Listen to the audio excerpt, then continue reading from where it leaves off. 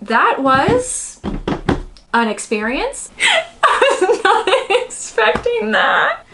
Life is too short and there's too much smut to get through. Happy birthday, Frankenstein, now pound my butt. Hello, creeps. Andy here. So if you've been watching my channel for a while, you will know that, I don't know, I think it was sometime this year, I read a bunch of romance novels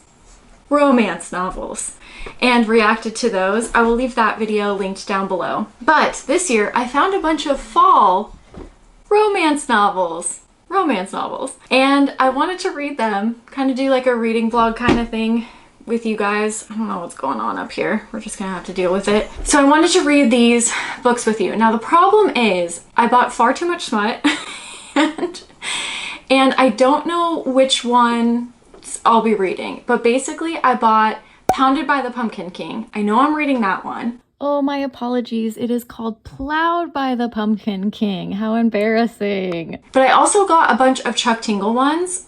One of them is The Sentient Physical Manifestation of Halloween Eats Me Out. I feel like we have to read that one.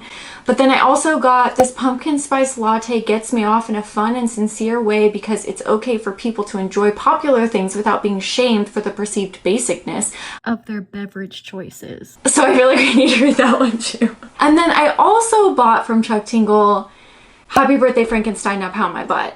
And so it's so hard to choose. Anyways, what I'm trying to say, there's a whole lot of Halloween smut out there, and I'm gonna read it. So what are we gonna start with? I feel like we should start with the Chuck Tingle, and then we'll move on to some other ones. I'm assuming that I'm gonna have too much smut left over, so some of this will go to Patreon. Let's start with, I don't know, what's speaking to me? Let's start with the Sentient Physical Manifestation of Halloween Eats Me Out. I feel like Chuck Tingle will really get us in the mood for spooky season with this one. So, Chuck Tingle, take it away. We're just gonna do a little reading vlog here. So let's read about how Halloween eats me out.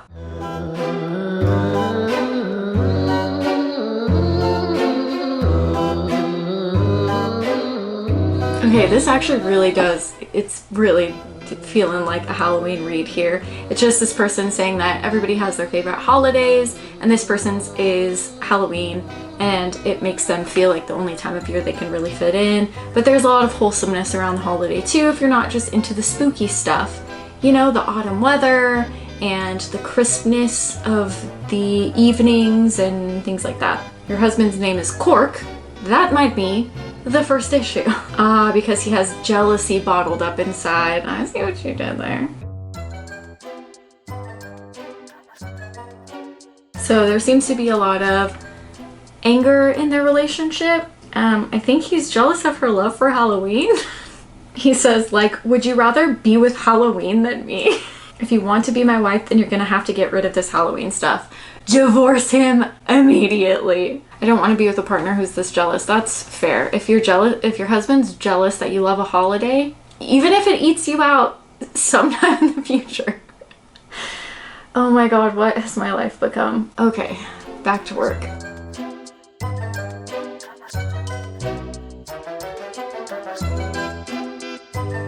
So, after her abrupt divorce, she's staying with a friend and is going to a Halloween festival. Her friend can't join her, so she's alone. And she goes in and she's just, you know, absorbing the atmosphere. She waits in a line for caramel apples. There are a bunch of jack-o'-lanterns out front. It says they're stacked in various configurations. The main entrance arch must be constructed from at least 500 of the things. And then there's an assortment of carnival rides to the left and various foods to the right. And then frightening characters about. So it feels very Halloween-y. It says, suddenly, however, my eyes stop on a particularly intriguing figure. It appears to be a woman with a jack-o'-lantern on her head, the pumpkin lit up beautifully as she stands and stares back at me. My love for Halloween has always been platonic, but in this moment, I can't help but find myself incredibly attracted to her gorgeous pumpkin face. I believe this might be the physical manifestation of Halloween. I am the physical manifestation of Halloween, but you can call me Eve. Oh gosh, I love you, Chuck Tingle. You might be America's hero.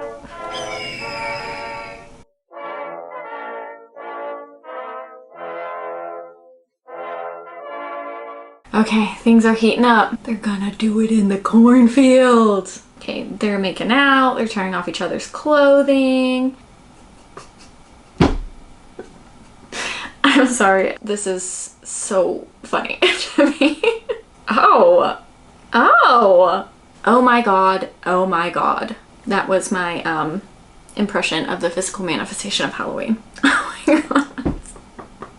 If you can't tell, I'm not a fan of romance books. Every time I read books like this, it's like, I would have never thought in my life that I would read a sentence that says, as the climax flows through her body, the physical manifestation of Halloween completely loses control of herself.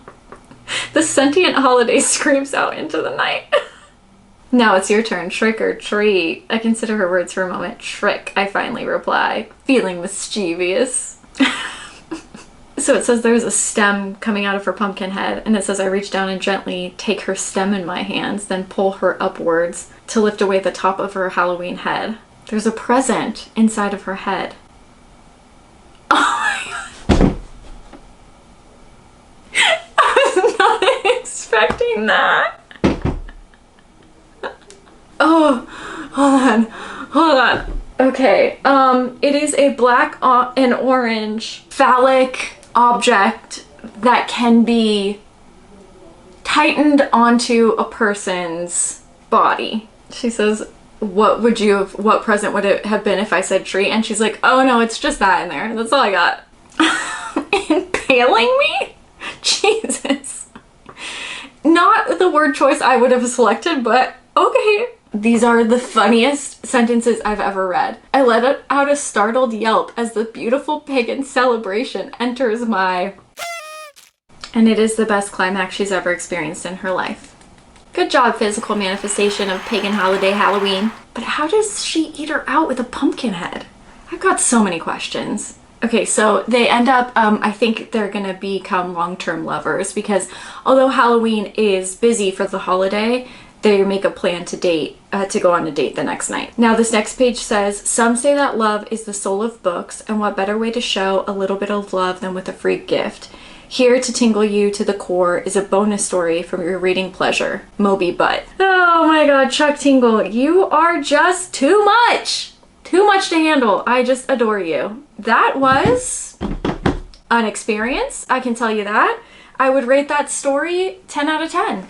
I mean, it was exactly as the title suggests. I think now we're gonna switch it up a little bit. Let's do Plowed by the Pumpkin King. I'm a little curious about this one. This is by Juno Delight. This book may be distressing or triggering to some readers. Please be advised of some of the themes within the story. Sexual content, would have never guessed from a book called Pounded by the Pumpkin King. Character death, unprotected sex, and not a HEA, which I don't know what that is. I'm not up to terms on my current erotic literature, so I'm not sure what that means. Okay, let's get into Plowed by the Pumpkin King.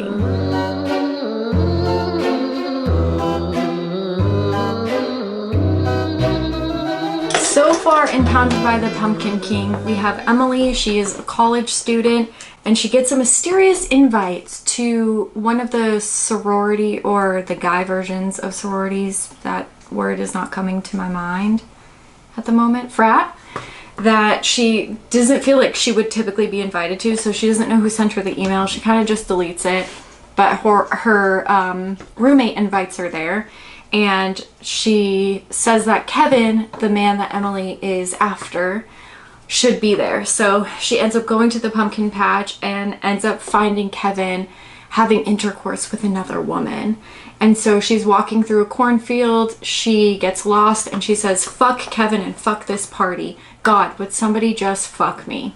And then it says that something swept her from under her feet, knocking her to the ground. She smashed her head against a pumpkin, shooting stars filled her vision, and then darkness. So this could be seen, I feel like, as like a concussion. Maybe she got concussed and the rest of this all didn't happen. Or maybe she gets pounded by the Pumpkin King. I don't know. Let's read and find out. Oh, now we're on Max's perspective. Interesting. Okay, let me read about Max and then I'll catch up when it starts getting steamy. From what I can understand, I think Max is a pumpkin. So anyways, Emily says that she wakes with her body being covered in vines and that they are like just wrapping around her and stuff. And she says, am I being turned on by a plant? And then she says that the vines, I can't even read this shit on the internet. My eyes fluttered as I melted into the wet leafy play.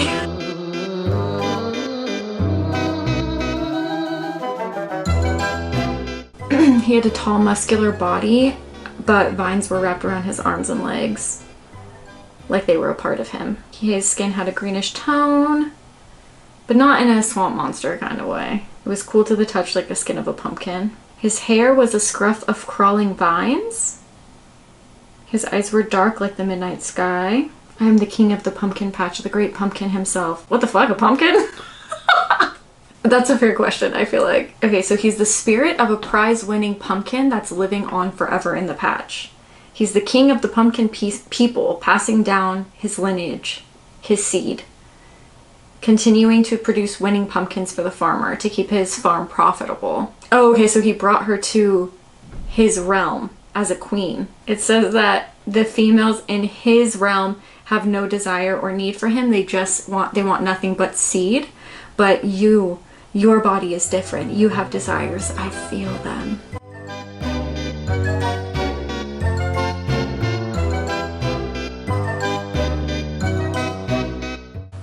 Ready to receive his girthy stem. This is the longest sex scene in the history of life.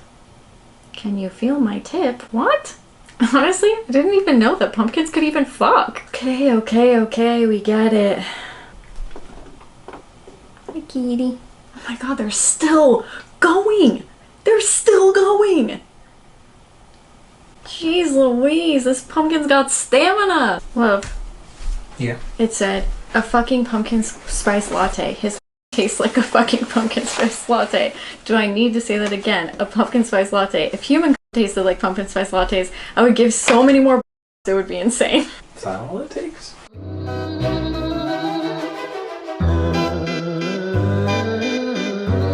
Okay, that one was, there were a few funny moments. That one was definitely more erotic than most of the other books. It was just basically erotica for most of the story. I don't want to tell you how it ends though, in case somebody actually does want to read the story, but I mean, it was cute. It was, yeah, if that's what you're looking for, like an actual erotic book about banging a pumpkin king, yeah, 10 out of 10.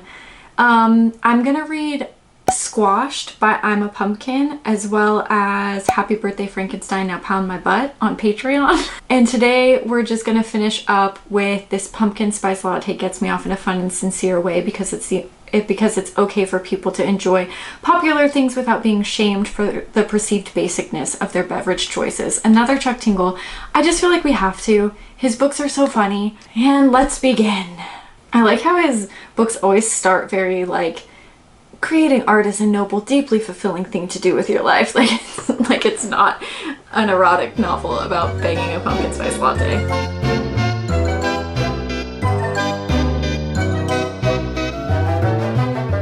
Okay, this is too freaking cute. So it's about this writer and she goes into a shop and she wants to order, she sees other people drinking pumpkin spice lattes, but she's like, oh no, I'm not gonna do that. She's having a little bit of writer's block. So she orders a rock milk. She says that it's the coolest, hippest order. It's like almond milk, but instead of almonds, it's rocks. So she just ordered like a cup full of gravel. And then she ends up in that same milk shop. She sees Chuck Tingle, the author of this, sitting there. Atop his head sits a brilliant pink bag. The words "love is real" scrawled across his forehead. So if you know anything about Chuck Tingle, that's funny. Anyways, she starts talking to him. Or first she goes, oh wait, is that him? Do you think we're in a tingler? And then she's like, maybe. She's like, Chuck breaks the fourth wall all the time. And so anyways, she sits down to talk to him and she says, oh yeah, no, I don't drink pumpkin spice lattes. And he says, like, what's wrong with them? And he says, the point is, just because something is popular, that doesn't mean that it's wrong. Sometimes folks want a cozy, familiar drink. What's the problem with letting them have a little joy in their lives? And so she's like, you're right. I'm gonna go order a pumpkin spice latte. So she goes back to the front and she says, can I get a pumpkin spice latte? And the barista says, do you want the traditional style or the Tingleverse style? And she says, what's the difference? And he says, well, one of them is mindless, the other becomes sentient and fucks you. Oh my god, I freaking love Chuck Tingle. He's so funny. And she says, well, I have been under a lot of pressure lately. Tingleverse style it is. So when do I know? I start to ask, but before I can finish my question, I'm interrupted by an unexpected voice. Hey, the voice chirps. Are you the one who ordered a pumpkin spice latte? I turn around to find a gorgeous beverage standing behind me. She's not my usual type, but I can't deny the erotic charge that her presence brings. Come with me, Lena continues. Lena is the drink's name. My hands begin to work their way across the form of my pumpkin spice lover, starting at the rounded tip of her cup, then slowly working their way down. Oh god, this is so fucking ridiculous. I love it. My technique clearly works on both humans and sentient beverages. There's a warmth of her touch, a feeling that only comes from the intimacy of a warm beverage on a fall day. Okay, so then after their session, Lena, the sentient pumpkin spice latte, says it's okay to let other folks have their moment of joy. And then our main character says that writing is what makes her happy. Lena asks what she's writing, and she says it's an erotic science fiction piece about a beautiful pumpkin spice latte. Some people might find it a little strange, but that's okay. It brings me joy. And that is the end. And then we have another piece here. Here's to tingle you to the core with his bonus story, Fahrenheit 69. So we'll get to that one eventually. So there you go. There you have it. Another tingler from Mr. Tingle. Fantastic.